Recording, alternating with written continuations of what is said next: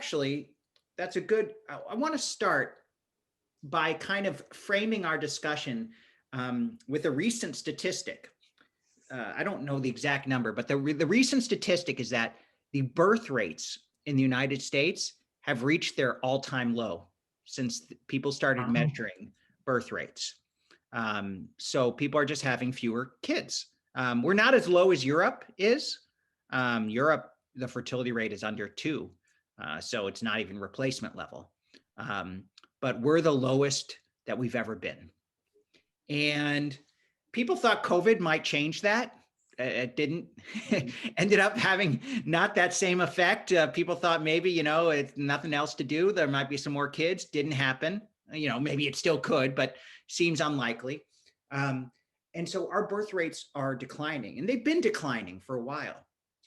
And the question is why? Why is that? And I think Jonathan Sacks, this last chapter of the book, can give us a little sense. But before we get into it, I'll kind of explain sort of the overall picture as to think why this is the case. It generally, as cultures become wealthier, as a society becomes richer, you generally have fewer kids. In a poorer society, like a more subsistence society, an agricultural society, people tend to have more kids because more kids essentially means more workers for the farm. Kids are an economic asset rather than a liability. You've got more people to go out in the fields, especially that's why male children were preferred for a long time, because you had more workers, right? It was just basic economics. So in poorer societies, more children generally is a economic asset. In a wealthier society, children are generally an economic drain. Any parent on the North Shore can tell you that.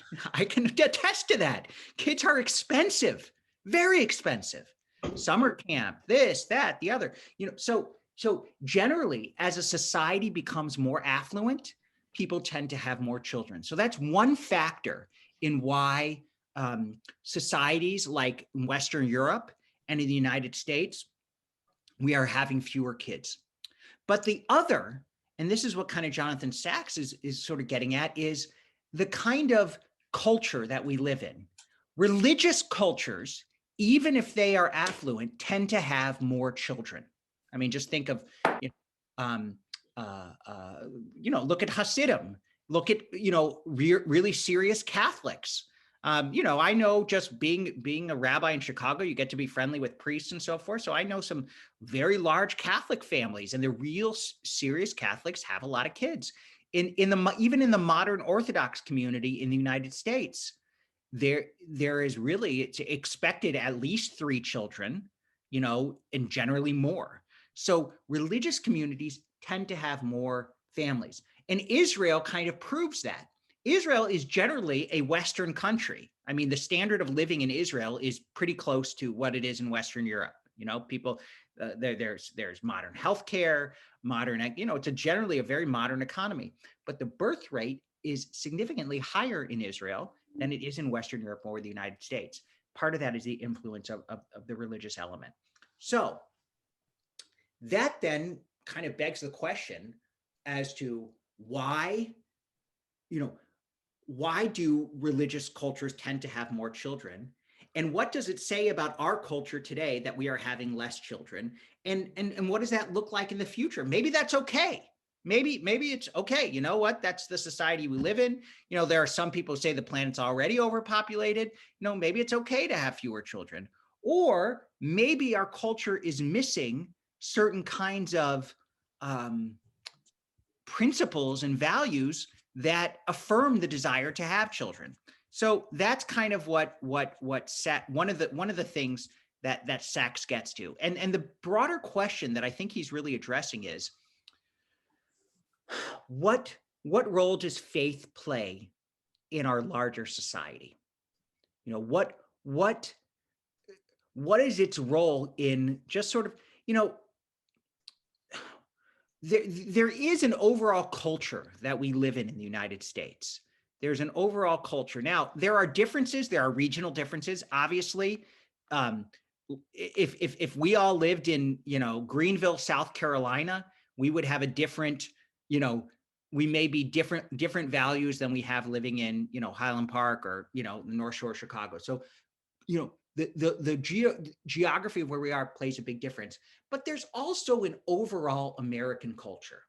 There is. And that overall American culture is becoming less religious. There is no, that is almost, I mean, if people disagree with me, we can have that discussion, but the statistics are pretty clear. Church attendance, synagogue attendance is all going down. It used to be that the president of the United States, was photographed going in and out of church every Sunday. That was, Reagan, it was a big publicity, even Bill Clinton would go to church, and George W. Bush obviously was, that really started to decline. Obama didn't go to church, very much at all, maybe a couple times a year. Trump certainly didn't. Biden is a little more true. Biden does go to church, which is, but he's sort of a throwback, right? That's not the trend. So our whole culture has become less religious. So what does that mean? What are we losing? And I think Sachs gets into that. And he says one thing we're kind of losing, and this is the what page is this on? The first couple of pages of this is the final chapter called Why God. He says we're losing a sense of wonder, that a secular culture, one where we lose this idea of God and look at everything purely scientifically, it loses a sense of wonder and awe at the universe. And that the scientific mind is one that thinks it has all the answers. And he does this quote, which is, he's almost caricaturing science too much, but this is on page 272. In 1894, Albert Michelson, a German-born American physicist, said, "The most important fundamental laws and facts of physical science have all been discovered." This is 1894. And these are now so firmly established that the possibility of their ever being supplanted in consequence of new discoveries is exceedingly remote. And then in 1900, another scientist said, "There is nothing new to be discovered in physics now. All that remains is more and more precise measurement." So he's caricaturing this to say, a culture in which we think we have all the answers, it loses a sense of wonder and surprise. And part of the idea of faith is a kind of mystery in the world, to be open to more possibilities. And sometimes we think of religion the opposite way. We think of people who are very religious. We think, oh, they're people who think they know all the answers. And Sachs is saying, no, religion actually helps preserve a sense of wonder. So that's one thing we're missing when a society becomes less religious. This is that, it's beautifully written paragraph on 273. Contemplation of the natural universe is an intimation, no more and no less, of the presence of a vast intelligence at work in the universe, an intelligence capable of constantly surprising us, showing us that the more we know we do not know, yet still beckoning us onward to a point beyond the visible horizon. So there's much more to learn and grow. And he would say that's a religious sense. And then he says, if we think that everything can be explained by mathematics or algorithms, then we can't make sense of Jewish history. This is a really interesting idea. Their survival, and we've talked about this before, their survival of the Jewish people does not fit any mathematical equations or historical projections. If you were to go back into ancient Egypt and the time of the building of the pyramids, and you had the slaves building the pyramids, and you had this Egyptian pharaoh, the most powerful ruler in the world, and you said, which people are going to be around 4,000 years from now? Every single 100 out of 100 would have said the Egyptians. They were the apex of civilization, not the slave people. And yet 4,000 years later, who's still here? The Jewish people. So the idea of Jewish survival is an absolute, from a scientific perspective, it is an impossibility. And yet here we are. So the idea that we can understand history and totally see everything in a logical scientific way is wrong. And this, he goes back, I don't think he does it in this chapter, but there was a very famous article written in 1990, right after the fall of the Soviet Union and the Iron Curtain and the Berlin Wall. And it was by a very well-known, highly respected thinker named Francis Fukuyama, who still teaches. He still writes books. And Fukuyama essentially said, now is the end of history.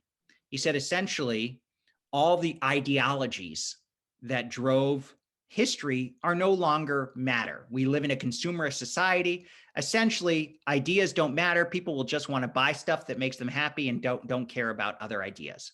Well, he was very wrong, right? We have terrorists, we have religious ideology, we have politics. So as human beings, we care about more than just materialism. I mean, we all know people who may be very rich and also very unhappy, right? So we are clearly, as human beings, there's more to us than just satisfying basic biological and physical needs. We're much more than that. We're spiritual beings. That's a very important insight. And I think a lot that's lost in a lot of in contemporary society when we think purely of numbers and how to maximize people's wealth or all the kind of formulas that govern how we look at the universe. We often miss a kind of spirituality, people's hunger for meaning.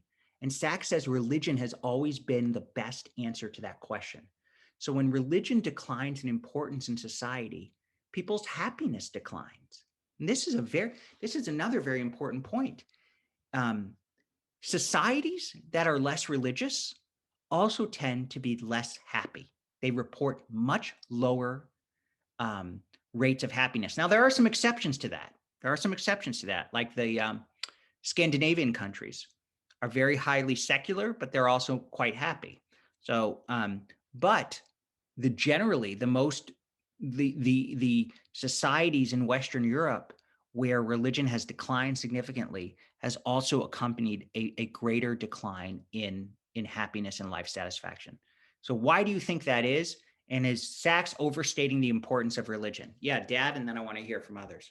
Yeah, just to add to what you just said, Evan, I think we talked about this a little bit even yesterday at Mother's Day. At the same time, religious affiliation in the United States has been going down. All the rates of mental distress have been going up, whether that's too much anxiety, too much depression, trauma, suicide, everything has been going up simultaneously over the last decade or two. So that's certainly a loss and a worrisome development. I don't know if it's a cause and effect kind of thing, but it's there. Very interesting. Why? I want to open this up. Why do you think that is? Anybody? Why is it? Why is it that a decline in religious, you would think that as a society, as we become more affluent, as we live longer, there's great technologies for, we are living longer, especially if we have access to good health care. Why are people less happy? What do you think it is? Yeah, Sarah? I think religion is a search for meaning and structuring your life in a meaningful way. And as a scientist and a spiritual person, I am inspired by a sense of wonder at the order of nature. And I experienced that as a spiritual feeling. But my father was also a scientist. He was a physicist. And he was an atheist or an agnostic. At the end of his life, he said he was an agnostic.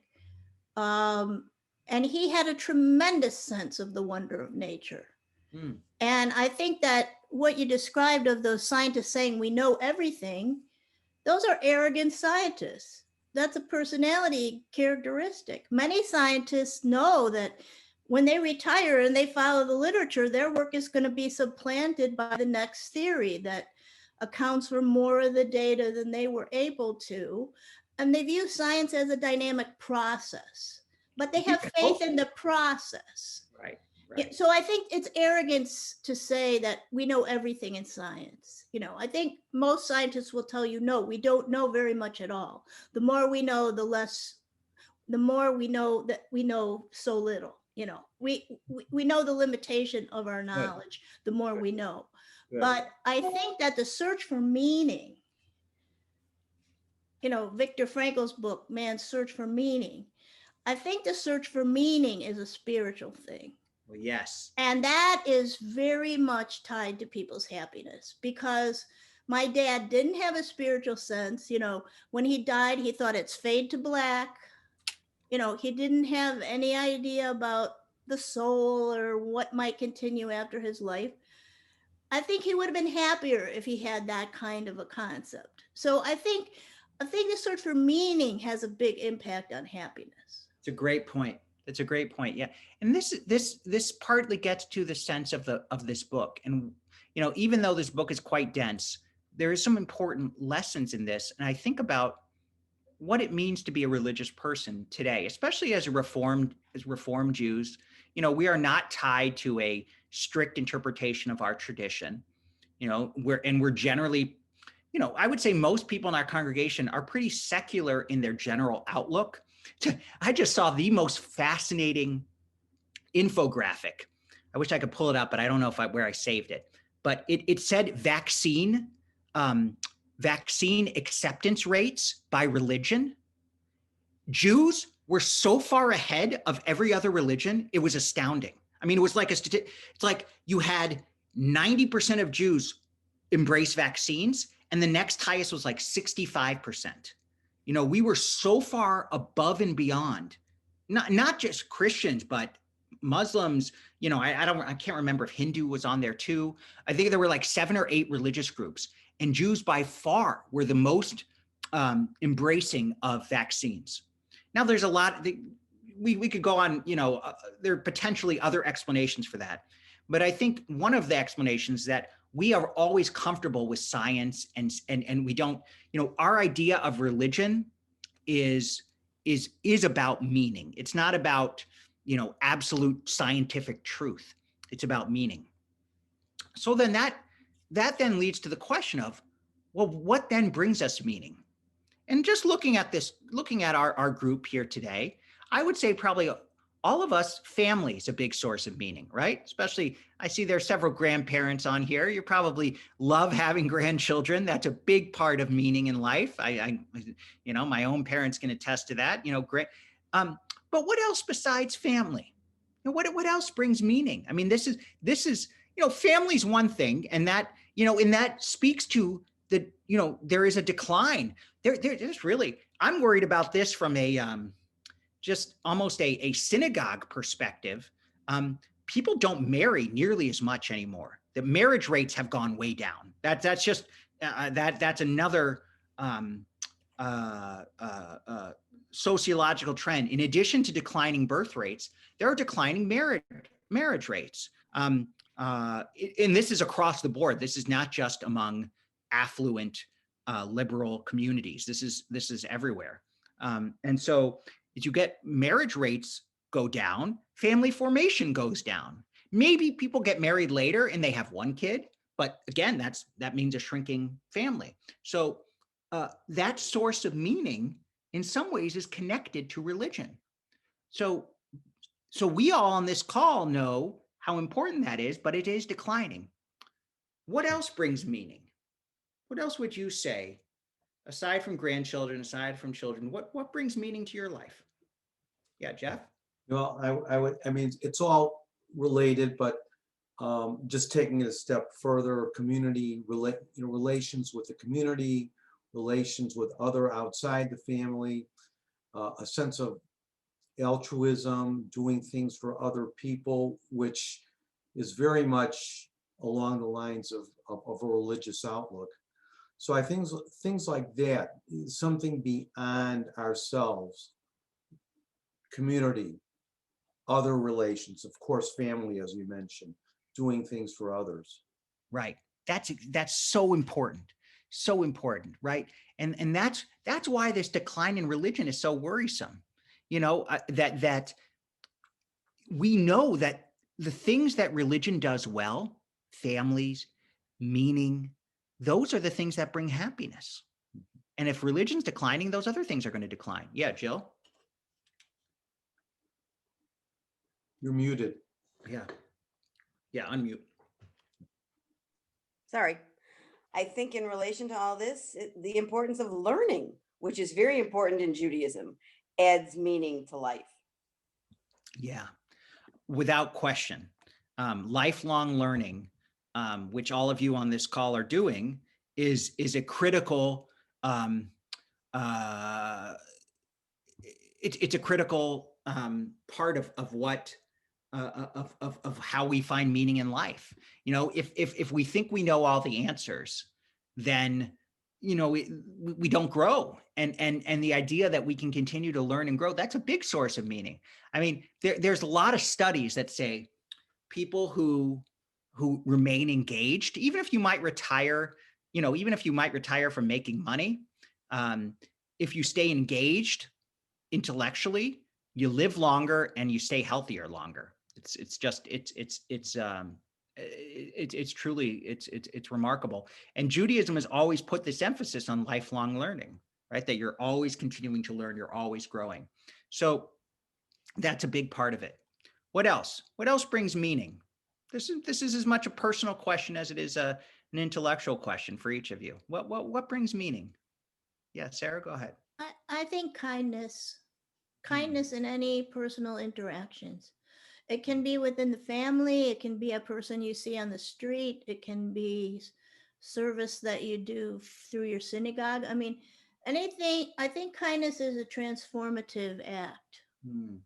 Because you do feel better after your show of kindness. And if someone's kind to you, it can make a bad day into something, that's much better. So I saw a saying on a t-shirt, instructions from God, be kind to everyone. I'll sort them out later. Yeah. That's good. That's good. Here's a quote that Jonathan Sachs uses from Václav Havel, of course, who was the leader of in Czech Republic in Prague against communism. Havel, protesting the materialist conception of human life, argues that such a view leads inevitably to the gradual erosion of all moral standards, the breakdown of all criteria of decency, and the widespread destruction of confidence in the meaning of any such values as truth, adherence to principles, sincerity, altruism, dignity, and honor. If democracy is not only to survive, but to expand successfully, it must rediscover and renew its own transcendental origins. It must renew its respect for the non-material order that is not only above us, but also in us and among us. So what he's essentially saying here is that if we reduce everything to science and utilitarianism, we'll never be happy as a society. And I think about what he writes here, and there's actually, you think about the opioid epidemic in the United States, and that in many ways is an expression of a loss of meaning.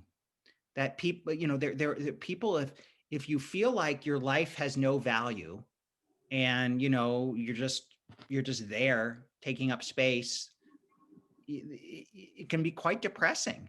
And that is how a lot of people feel for one reason or another. Maybe they don't feel like they're economically productive anymore. Maybe they feel like, you're looked down upon. It can really be disorienting to lose a sense of meaning. And that is from a political standpoint, that can help explain the rise of populism. People want someone to tell them they matter. And if you feel like you don't matter when someone tells you you do matter, and you matter especially because you're better than somebody else, that's affirming to people. And so when you lose, so what Sachs would say is that religion is this universal, or it is a constantly renewing source of meaning. That when you live in a religious society, you automatically have meaning in life because you believe you are created in the image of God. And so automatically there is a sense of mattering, of dignity, that you don't even, doesn't matter what kind of job you have, doesn't matter how good looking you are, you have a sense of meaning because you are created in the image of God. And that when that idea declines in society, society becomes less happy. Other responses, and we can keep going. Okay. Good. Okay. And then he makes this beautiful, again, one of the things that, even though Sachs can be dense, one of the things that I like about his writing is he puts everything in broader contexts. And so one of the things he talks about is the law of entropy. And we know the law of entropy is that, things tend towards chaos. Like if you are in your house and you're living in your house and you don't constantly clean up, it will become a disaster. It's not like things tend towards cleanliness. Things tend towards disaster. And so essentially he's saying in a society, societies generally devolve. They get worse over time until there's a sense of renewal, until you take proactive action. And he said, religion is that kind of source of renewal. Now, let me find the exact quote here, where he has this whole thing about the, he says,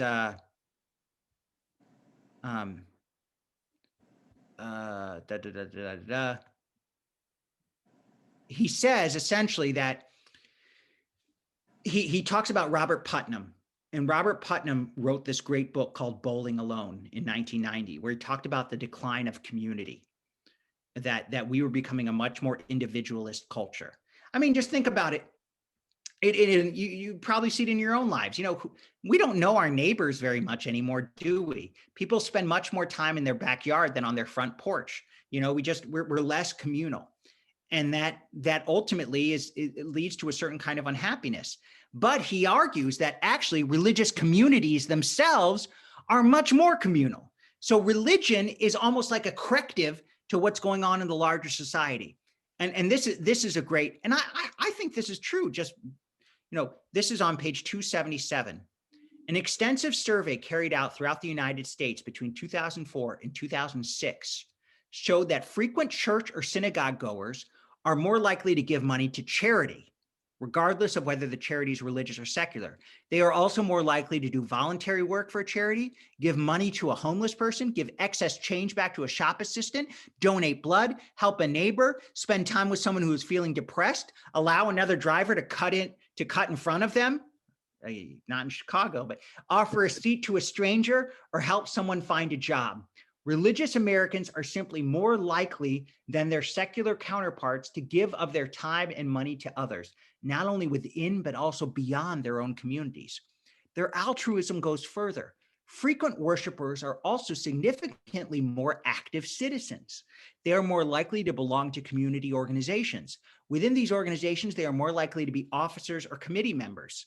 They take a more active part in local civic and political life, from local elections to town meetings to demonstrations. They are disproportionately represented among local activists for social and political reform. They get involved, turn up, and lead. The margin of difference between them and the more secular is large. Now, very interestingly, this was from 2004 to 2006. My guess is that the strength of his argument has declined between now and then. I think it's probably still true, but probably less true today than it was then. But the point that he's making, well, I'd also have to question, does correlation necessarily mean causation? Is just because, people belong to a synagogue or church lead them to be more activist and more politically involved? Or are the more politically involved just simply more likely to join a community organization like a synagogue or church? That's a whole nother question. But what do you make of his argument? Do you think it's true? Why do you think it's true? If you do think it's true, why do you think it's true? Why are people who belong to a church or synagogue more likely to be active in the community? Any ideas? Anybody? Well, I just think maybe by virtue of the fact that they belong to a to a synagogue, they're more people orientated. They're just more involved with people and Right. are more likely to be in different interactions, including helping and campaigning or whatever, working for a cause. That's Yeah. good. That's good. Something along those lines. I'm not sure. So it's almost self-selective. So somebody who's going to join a synagogue is already more likely to be involved in the community. So Right. it's not necessarily that their religious values bring them out, but that they are just simply more likely to join a community. Well, I think it could be a little of both. It could be Reinforcing. going both ways. Good. I'm really not sure, but Good point. yeah. Yeah, I mean, Putnam, I think the significance of what the argument Sachs is trying to make is that in a society that is becoming more secular, we will lose some of that sense of community importance that drives people to volunteer. That religion is a source of what sociologists call social capital, that it creates energy to motivate people to do things that they otherwise wouldn't do. Because again, we tend towards entropy. If we don't have to wake up on a Saturday morning to go to Torah study or to go to services, we'll probably sleep in or, maybe watch TV. But if we know that other people are counting on us to be there and it's kind of expected of us to be there, we may be more likely to do that. Right. Not always. We may have another obligation, but a sense of responsibility and obligation motivates us to do things we otherwise might not do. Yeah, Sarah, go ahead. I think religious organizations like synagogues give opportunity for service. They give an organizational structure which gives people opportunities for service. Like we have the refugee program. I never would have worked with refugees if I hadn't had an opportunity to work with refugee families through our synagogue program. I wouldn't have known how to even hook up into that kind of a network. So I think there's opportunities for service that are readily accessible if you're part of a religious organization. That it gives you an opportunity for service. That's great. That's great. I like that. And I think that's true. There are things we do as part of a religious community that we wouldn't normally do. And I think that is 100% true. And so again, that goes kind of back to what Jeff was just saying. Like, it may be that people are more likely to join a synagogue if they are already people oriented, but also once you're there, you kind of get pulled out even more. Right. Yes. Like our blood drive, for example. I think that makes it much more likely that people would give blood than if they have to, decide to give blood, schedule some way to give blood. There's an opportunity through the blood drive that makes it very accessible. Well, yeah. And there is an argument that government understands that role for religion. I mean, there's a reason religious organizations are tax exempt. Well, nonprofits generally are tax exempt, is because they are seen as a positive good for the community, that actually helps do positive things in the world. So as a result, you don't have to pay taxes for it. There's incentives for those organizations to exist. So in some ways, our society even recognizes that fact. And that's not true in other places. That's interesting. America, even as we have declined in religious affiliation and connection, we're still more religious than most other parts of the Western world. But let me ask you that. I never asked that question. We got a lot of smart people on this Zoom call. Why do you think religious affiliation is declining in the United States? I mean, maybe think of your own kids. Well, I know many of you, your kids belong to a synagogue, so that's good. You've set a positive example. But we have plenty of people in the congregation whose children don't belong to a synagogue. They have no interest. They can certainly afford it. It's not an issue of money, because if it was an issue of money, we'd take care. They can afford it, but they just choose not to. Why do you think that is? What? Yeah, Holly? I think they I think they view community as not a brick and mortar structure. They view community as the people around them and more of a concept. Ah, so it's not, so the whole brick and mortar aspect of it coming together in a certain place is almost that isn't the definition of community anymore. You Yeah. can find community elsewhere, which is probably true. Yeah, that's good. What else, Jeff?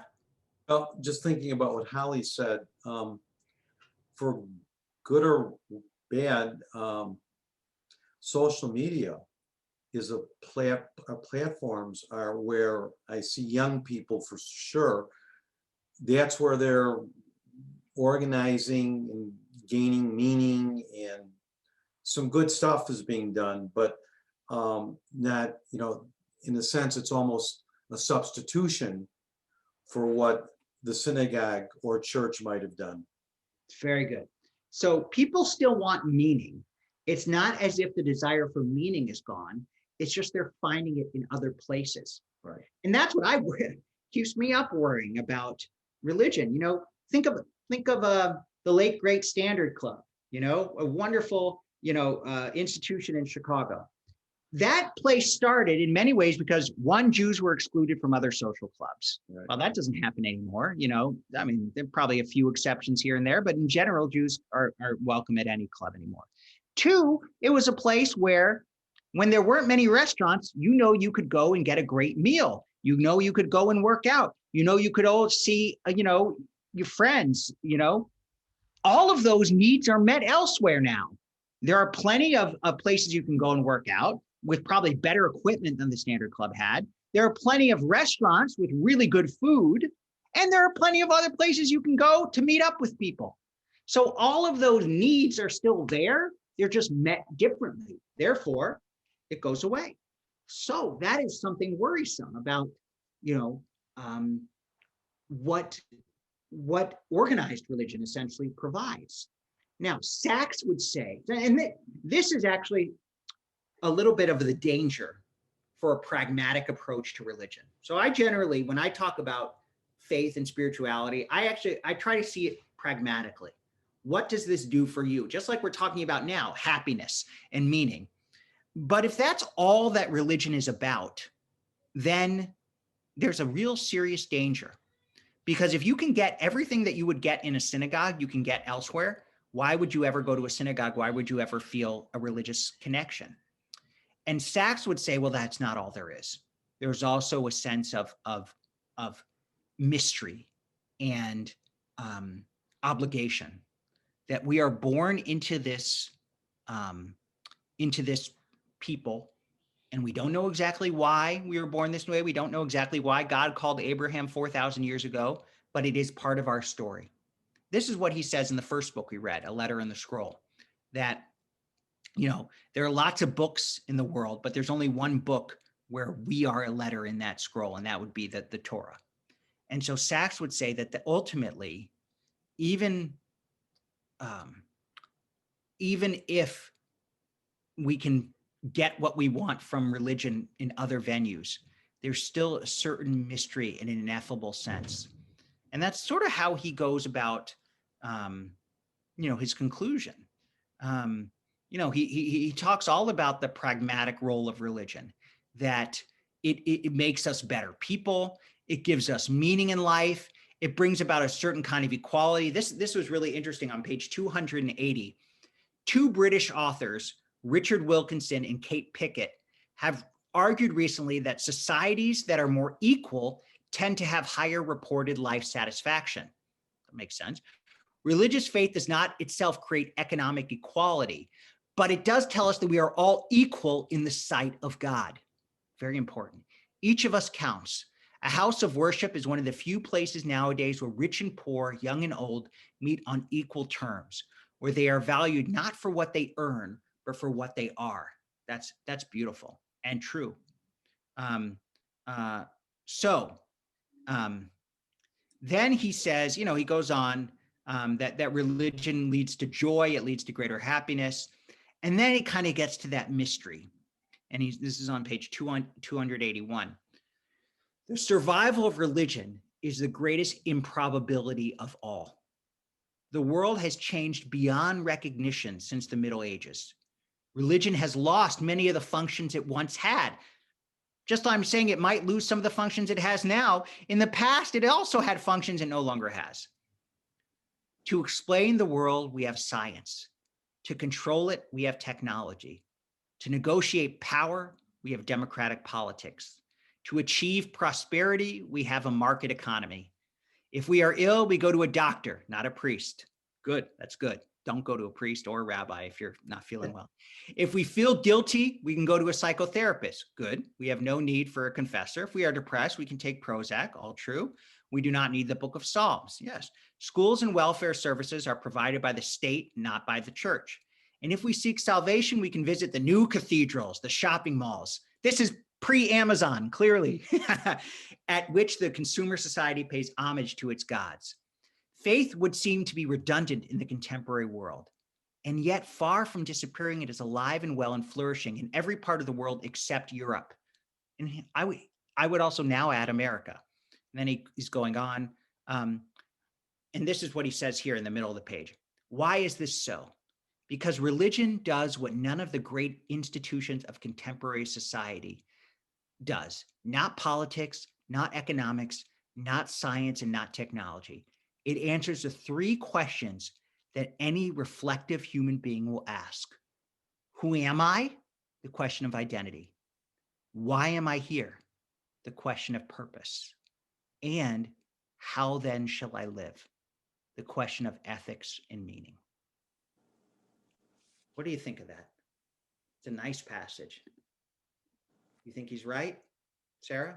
That's great. I mean, that's really, I think that really sums it up. But the first part of it occurred to me, you know, your identity, because religion is the one thing that you may have a feeling of carrying on your grandparents, your roots, the identity of your family, and you may culturally feel more comfortable around people of your own faith than you do in certain general clubs or things that are more diverse. So I think there's a feeling of comfort and there's a feeling of family identity and personal identity that is partially conferred by your religion. And people that are not religiously active or affiliated, they're missing that kind of ongoing sense of their identity. They take their identity from other external things like what their job is or how wealthy they are, what kind of car they drive, or Very true. you know, other things like that. But religion can be a very strengthening aspect to our identity. That's good. Yeah. But you know what? Far be it from me. But as the rabbi, I'm going to play the devil's advocate too. I'm going to play the devil's advocate on this a little bit. I basically agree with all of this. But I also think that you can provide, who am I? The question of identity. What Sarah, you just said is basically what I believe. But I think you could also argue it the other way. You could say, you know what? I can base my identity on something other than religion. Maybe I can base my identity on the fact that I served in the army. Or I base my identity on I'm an entrepreneur. Or I am an American even. Or I am, I like classical music. You know, we have all kinds of different sources of identity. Now, the beautiful thing is you don't have to just pick one identity. You can pick multiple identities, right? But what identity predominates is another big question. And I think that's actually one of the things that separates Reform Jews and probably conservative Jews from Orthodox Jews. For most sort of ultra-Orthodox Jews, being Jewish is their primary identity. That defines everything. It defines who you date, where you live, what kind of job you have, what kind of books you read. It shapes everything. For us, it's an important thing, but it's not the most important thing. Maybe it is the most important thing, but we don't express it, you know, in ways that other people express it, you know. So that question of identity is a big one.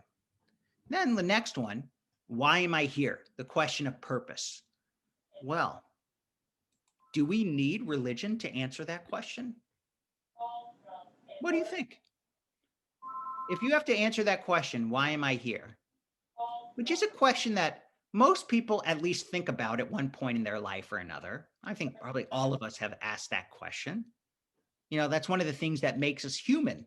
The fact that we ask why am I here? I don't think cats or dogs ask that question. I mean, who knows, but I doubt it. We ask that question. Do we need religion to answer it? How do we answer that question? Anybody? I think religion is a big help in answering that question. And I think people that have no religion often struggle with that, at least during certain portions of their life. Like my grandmother, she was a mother, she was a businesswoman, she helped all kinds of people. She was a tremendously generous and charitable and kind person. But in her older age, when she was no longer taking care of children, no longer working, she had a real crisis of identity. Mhm. And she didn't know why she was there. She didn't know why her purpose was. And she committed suicide. Mm, mm. And I think if she would have had some spirituality and a sense of purpose at that time, I think that might have helped her get through that later part of her life. She was also a beautiful woman when she was young, and her appearance changed with age. Ah, So there's many aspects of her identity that were no longer there. She moved from the south side of Chicago to the northern suburbs where she didn't know anybody. So she lost a lot of aspects of her identity at the same time. And I think if you're religious, you might join a synagogue, you might meet people, you might right. That's a get beautiful involved in point. something. That's a beautiful point. Religion has a permanence that other aspects of our identity don't. If your identity is, I am the best looking person, well, that's not going to be true forever by definition. If your aspect of identity is, I'm from this neighborhood or I live in this neighborhood, well, maybe you can sustain that. But in today's world, it's more difficult to sustain. There's a lot of mobility for a variety of reasons. If your identity is, I'm the smartest and the richest person I know, well, that's never going to be true. I guess unless you're, Elon Musk or Jeff Bezos, and those are 1 in 7 billion. So, that's not a sustainable proposition for most people. And even that changes. So if your identity is, I have this job, I work for this company, well, you could lose that job. That's just the nature of it.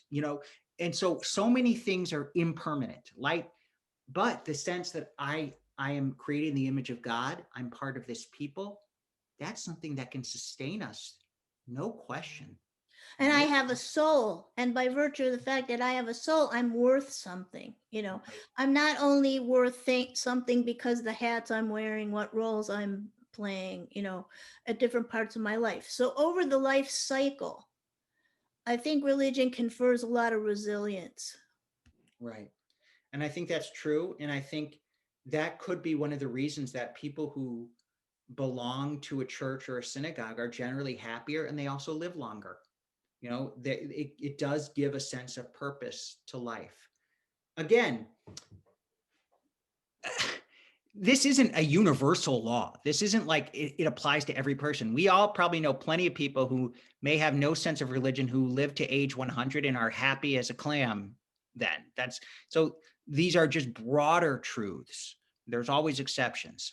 Okay. Then you get to the last question. How then shall I live? The question of ethics and meaning.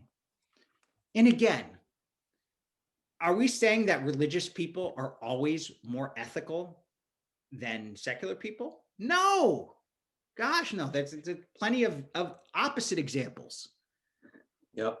What we're saying in general, though, is that if you have a set of principles, and if you believe you are responsible to living to that set of principles, you generally can be more relied upon to follow those principles. That in general, religious communities are more charitable. That's pretty clear. They tend to give more to charity. They tend to volunteer more. So the kinds of values that should drive how we live are reinforced by a religious community. It's not a guarantee. There's nothing's a guarantee, but it is a predictor and a source of values. And I think this is this is one way to think about the role of religion in contemporary society. It is a source of values. You know, there are not a lot of places in American society where we learn really core values today. I mean, public school is supposed to teach some, you know, sports teaches certain values. Sports definitely does. Teamwork, you know, fair play, trying to be your best. I mean, sports teaches a lot of great values, but other life values you don't get anywhere except really in a church or synagogue or in your family. But, you know, where does family get it? So there are certain values that really matter to the whole and are really captured in a religious worldview, in a religious community. And so I think that's something that's lost if religion declines. And I read this book now, and he talks all about how America is so religious. And the truth is, as I think I've talked about the statistic, you know, not just in this class, but in others, that really the decline of religion in America is rapid. You know, the new Pew study of American Jews comes out tomorrow.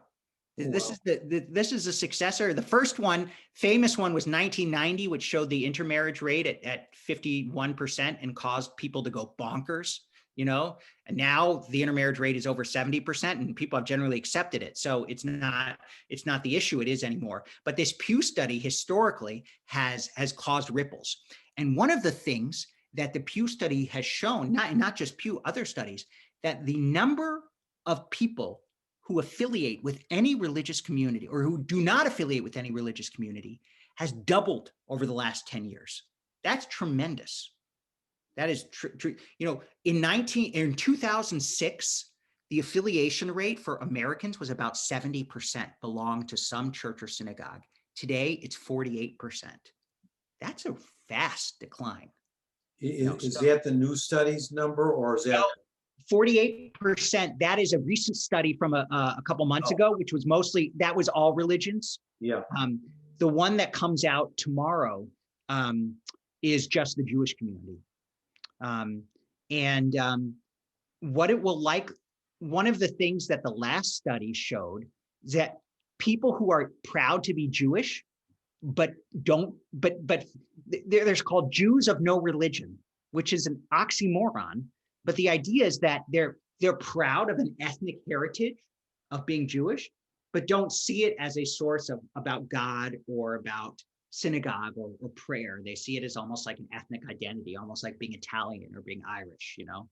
And that number of those kinds of Jews are growing, which I think is probably true, just judging from people I talk to. Yeah, Sue? Yeah, what you just said, I see that in my grandchildren. Yeah, no surprise. Same here. Right. Yeah. They don't they can't identify with the God thing, they say. Yeah. But they would never deny their Judaism. They're worried about anti-Semitism. They take advantage, you know, when they were in college, on their college campuses and everything, they always work for Jewish causes and they give to Jewish charities, but they don't want to go to services. They don't do the God thing. Right. And yet I think you said, Rabbi, in one of the other classes, that the humanistic movement really isn't growing that much. You might think it would, based on that. Exactly. That's one of the dilemmas of humanistic Judaism. It's like most people agree with its precepts, but they don't affiliate with the institution, which is an interesting dilemma. The question then, if most people sort of identify as cultural Jews or ethnic Jews in the future, is that sustainable? That is the big question. Is that sustainable? Or basically, what does it mean to be an Irish American anymore? It doesn't make it, it's you have a parade once a year, you dye the river green. Okay, it's fun, but it's not an enduring source of meaning and connection. Will the same thing happen to Judaism? Probably not, because, we're so much smaller, we're a very small people. So there is a sense of that even, we can't really be, there are connections among Jews that, you know, are just more thick than, let's say, Irish, you know. So plus there's Israel. Israel's a huge source of Jewish unity. That's why Birthright Israel has been so successful, as it keeps Jews connected to. So it probably doesn't, probably don't become like the Irish or the Italians, but we may become less religious, and it's less sticky. It's less, and that's something I worry about. I don't worry too much, because I think that, you know, the beautiful thing is that we are such creative, adaptive people that we find ways of dealing with different situations. I mean, who would have thought that we could be having a class like this right now? I mean, so we are extraordinarily adaptive. So there are going to be ways of adapting that we can't even imagine right now, which is great. But it's still a worry. Yeah, Holly? Yeah, so my children are Steve's grandchildren's age, exactly. They went to school here together. Yeah, I don't think it's that they're less religious. I think they don't believe in the God thing, and they don't like the rules of Judaism. They don't like the you know, the rules that they were taught for whatever, you know. So I don't think they're less religious, though. And I think that's the key. I think It depends on how you think about that word religious. Right, but I think it's different, and I think that we have to learn to meet them where they're at, because what we did before is not going to work with them. So just because it worked and it was successful, I think we need to think differently about how they will let it in their lives. But they, at moments of crisis and moments of truth, they do bond to it again. They do connect to what they know and to the tradition of the family. So, Well put. yeah. It's well put. Yeah. I mean, again, and Sachs would go back and say, that's because we are the meaning-seeking animal. You know, we seek meaning in life. We are born, you know, we don't know why we're born, and we don't know when we're going to die. We don't know any of that. But we did teach them to question. Yeah. So that's what we taught them to do. And so we can't be discouraged when we teach them to do something and they're doing it. We need to just find a different way to connect. No question, no pun intended there. It's absolutely, you know, the Judaism will remain a source of meaning for people, but as you put it, it will do so in different ways. And I think to go back kind of to, you know, this is a great quote from Arnold Jacob Wolf, where he said, you know, I don't really worry about the continuity of the Jewish people. I don't worry whether we'll survive. God will take care of that. I just worry about being the best Jew I can be. I thought that was a wonderful way of doing it. That, you know, we're not going to be able to answer all the questions about what the future looks like. We can just do our best. So again, so you think about kids, who knows how our kids will end up? We can just try to be the best parent and the most loving and supportive we can be, and they end up how they end up. You know, you can't control that. And I think the same is true about Judaism. And with that, I hope you enjoyed reading this book, even though it was a little dense. There's some real great jewels in it. Right. And be on the lookout. We're going to be coming out with some summer programs very soon. But for now, we're done with this class, and keep you posted on what's next. So great to see all of you. Thank you. It was a great series. Thank you. I really enjoyed it. Thank you. Thank you. Thank you. Thank you. Thank you. Thank you. Hi, everybody. Thank you. I'm going to watch what I missed. Oh, good. I'll send you the link, Sue, when it's up. Thank you. No problem. Thank you.